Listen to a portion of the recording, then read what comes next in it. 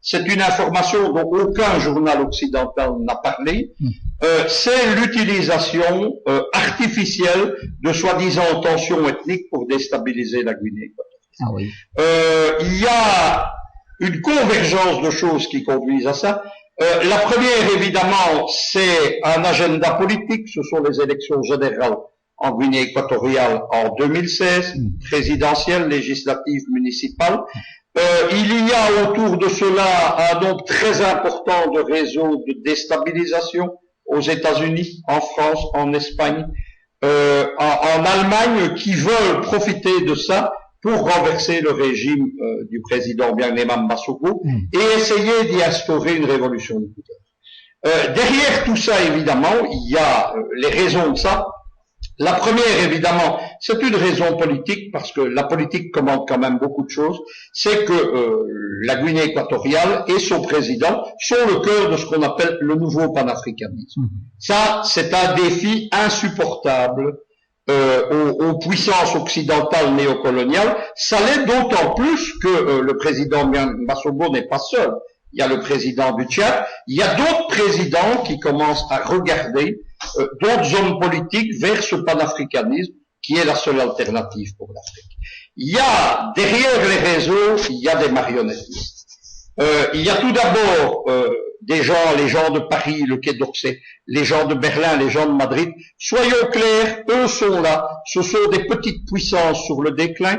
Eux-mêmes sont maintenant, depuis 1944, des colonies de l'Empire américain. Ce qui vise ici, c'est les intérêts économiques, c'est le pétrole, c'est le gaz. La Guinée équatoriale est ce qu'on appelle un Eldorado pétrogazier. Mais ça ne s'arrête pas là. À côté de ça, il y a les réseaux américains qui pilotent ça, qui pilotent, je vais y venir, donc c'est cette tentative de créer une tension interethnique. Eux, ce qu'ils cherchent, c'est pas le pétrole ou le gaz. Depuis cette année, les États-Unis sont devenus, grâce au pétrole et au gaz de schiste, des exportateurs. Ce qui vise, c'est des positions de puissance géopolitique pure. La Guinée équatoriale est au cœur du golfe de Guinée. Le golfe de Guinée a été défini comme la zone prioritaire géostratégique par l'Africom. L'Africom qui est le commandement de l'armée américaine en Afrique, mais qui se trouve en Allemagne. Vous avez tout compris quand vous expliquez ça. Combien peu les Américains se préoccupent de l'Afrique. Et donc, ils ont un projet notamment d'installer une grande base navale sur l'île de Sao et Tomé et d'y installer une flotte permanente pour dominer la région. Il y a une 6e flotte américaine en Méditerranée, il y a une 8e flotte qui se trouve dans la Corne vers le Cap, il y a une 5e flotte au Bahreïn. On installerait ici une flotte avec des porte-avions, des missiles de croisière, des armes atomiques. Ça serait la fin. Pour le faire, on a besoin de déstabiliser la Guinée. Oui, parce que précisément la Guinée équatoriale est au centre d'une réaction contre cette situation. Je vais dire, c'est la conjoncture immédiate. Qu'est-ce qui se passe au milieu de tout ça? Le président Birnéman Massogo, qui est un chef d'État qui anticipe, et c'est un chef d'État qui voit. Il a vu un certain nombre d'avertissements, ceux que nous donnons notamment sur Afrique Média, il nous regarde très souvent, et donc il a fait, il y a au mois de juillet, un coup de dé géopolitique qui a changé tout à fait la donne. Ce coup de dé, qu'est-ce que c'est? Ce sont des accords militaires avec la Russie. Pour la première fois depuis 1991, la flotte russe a l'accès libre au port de Guinée équatoriale. Immédiatement, 48 heures après, les premiers navires de la flotte russe mouillaient dans le port de Malabo, à quelques centaines de mètres du palais présidentiel. C'est un symbole. À partir du moment où cet accord, qui va être suivi par des accords militaires, c'est-à-dire avec l'armée, c'est terminé. Ce ne sont plus les flottes occidentales et la flotte américaine qui fait la loi dans le golfe de Guinée. Il y a un contrepoids. La deuxième chose qui est la conjoncture, pourquoi est-ce qu'interviennent ces tensions ethniques, etc. C'est parce que depuis maintenant plusieurs années, il y a une tentative qui a été faite de créer une opposition fantoche dite en exil. C'est la fameuse Corrette. Il faut parler des Correttes parce qu'elle a éclaté entre une Corrette Madrid, une Corrette Paris, une Corrette Berlin. Le Quai d'Orsay a pris les choses en main depuis plusieurs mois. Il a imposé comme leader de la Corrette Severo Moto, qui est un homme politique équato-guinéen. Très connu d'ailleurs des téléspectateurs d'Afrique Média aussi, puisqu'on en a longuement parlé. Voilà, qui a fait donc 5 tentatives de putsch pour qu'on comprenne.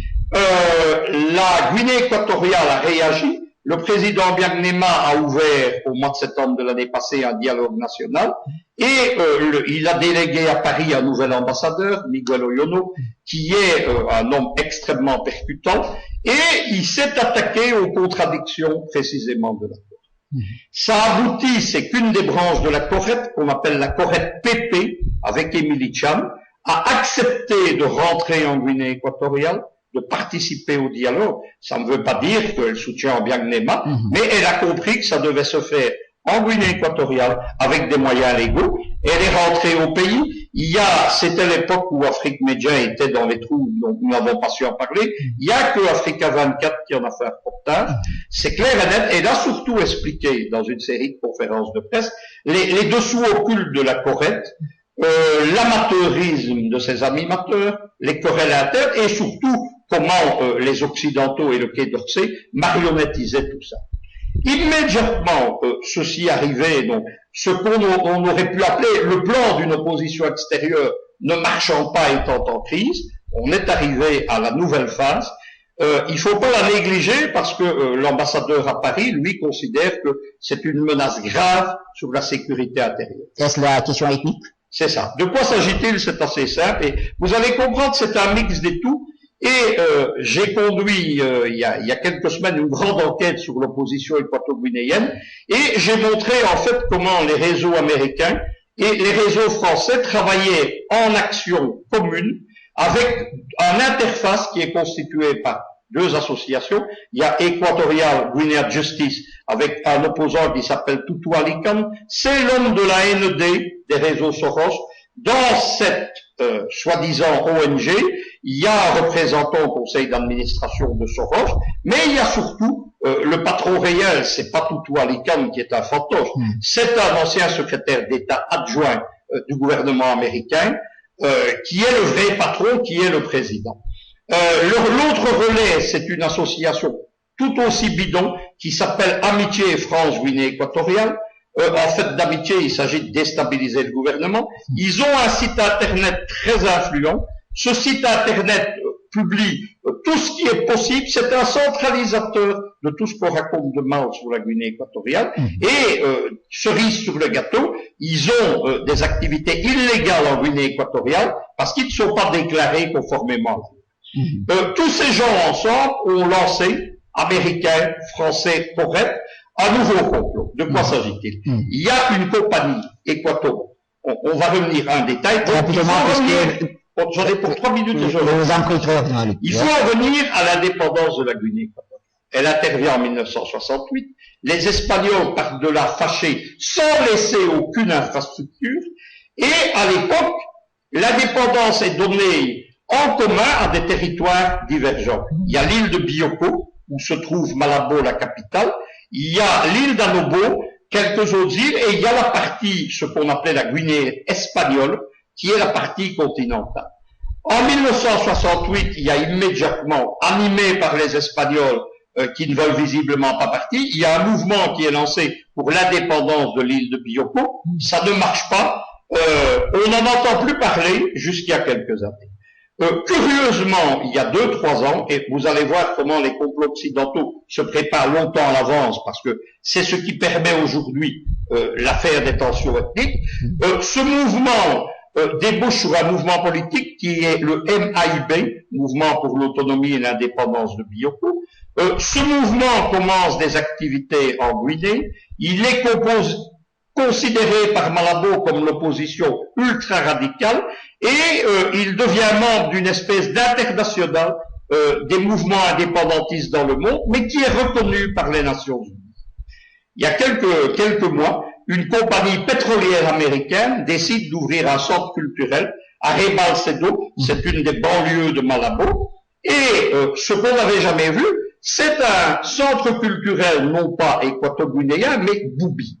Il y a en fait 2 grandes ethnies en Guinée équatoriale, les Fang et les Boubis. Les Boubis sont la population d'origine, mais il y a très longtemps, de l'île de Bioko, et puis les populations Fang qui sont majoritaires, ont été amenés par les Espagnols pour y travailler. Alors, vous nous dites en somme qu'il s'agit ici de créer une sorte de tension entre les Boubous et les femmes. Oui, alors je vous explique comment ça marche. On commence, ça sera vraiment la dernière vidéo, on commence par mettre à la tête du centre culturel, donc un membre de la Corrette lié au mouvement de Severamoto, un parti politique équato-guinéen qui a un député, mais que les journaux occidentaux présentent, il y a 20 députés d'opposition, comme l'opposition, c'est le CDPS, et un membre du fameux MAIB. Ces gens commencent à développer une activité anti-femme. Il y a un groupe de rap. Vous savez que le rap, c'est la principale arme pour capter la jeunesse des révolutions de couleur. On a utilisé des rappeurs comme Milosevic, on en utilise, vous savez, au Burkina, un des chefs, on en parle, c'est un rappeur, on l'utilise en République démocratique du Congo, et il lance une chanson extrêmement violente demandant aux femmes de quitter l'île de Bioko. Il y a des manifestations, il y a des tensions ethniques. Les dirigeants de ce centre culturel, à la demande de la population qui a manifesté, sont remplacés. Le Quai d'Orsay s'en empare pour dire le régime dictatorial de Malabo attaque une pauvre petite association culturelle, et on est arrivé évidemment à ce que toute une partie de la population de Malabo est agitée par des tensions ethniques totalement artificielles qui n'ont jamais existé, parce que cette opposition Fang et Boubi, elle n'a jamais existé, à part pendant les mois de l'indépendance en 1968. Voilà où on en est, c'est l'une des nombreuses armes, il y a d'autres choses qui se préparent. Il s'agit en tout cas de manipulation, c'est bien ça. Total, et on a les mêmes marionnettistes pour la façon ou en République du Congo. Merci Luc Michel, c'était donc notre partie réservée à cette question en Guinée équatoriale, la Guinée qui est de plus en plus dans l'œil de cyclone, une transition, et on revient pleinement dans le débat.